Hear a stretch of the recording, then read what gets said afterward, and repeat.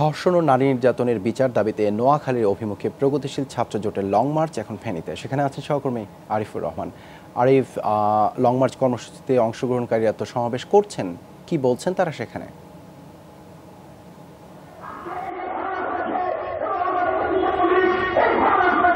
দেবাশিস, গতকাল ঢাকা থেকে যে লং মার্চটি শুরু হয়েছে সেই লং মার্চটি গতকাল রাতে ফেনীতে এসে পৌঁছেছে। তারা ফেনীতে রাত্রি যাপন করেছে।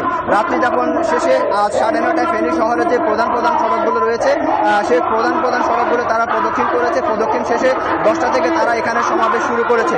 আপনি দেখতে পাচ্ছেন পুরো যে শহর সেটি এখন উত্তাল। আমি আপনাকে দেখানোর চেষ্টা করছি সেই অবস্থাটি। এখানে যে সকল লং মার্চের পক্ষে যে সকল নেতাকর্মীরা ঢাকা থেকে এসেছে তারা এখানে তারা সমাবেশ করছে। তারা এখানে কেন্দ্রীয় যে সকল নেতারা রয়েছে তারা এখানে বক্তব্য রাখছে। তবে তারা এখানে এই সমাবেশটি শেষ করে দাগনভূঞাতে গিয়ে তারা সেখানে আরেকটি সমাবেশ করবে।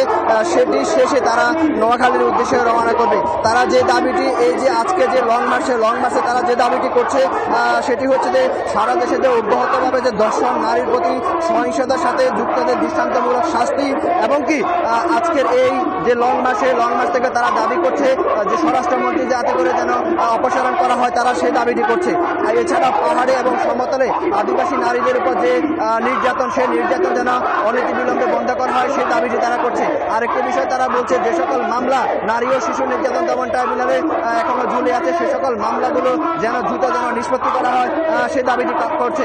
এছাড়া গ্রামীণ সালিশে যে সকল নারীদেরকে যে ধর্ষণের ঘটনাগুলো দামাচাপা দেওয়ার চেষ্টা করে, সে দামাচাপার যে ঘটনাগুলো সেগুলো যেন দ্রুত বিচার করে, সেই দাবিটি করছে। এখানে তারা আরো একটি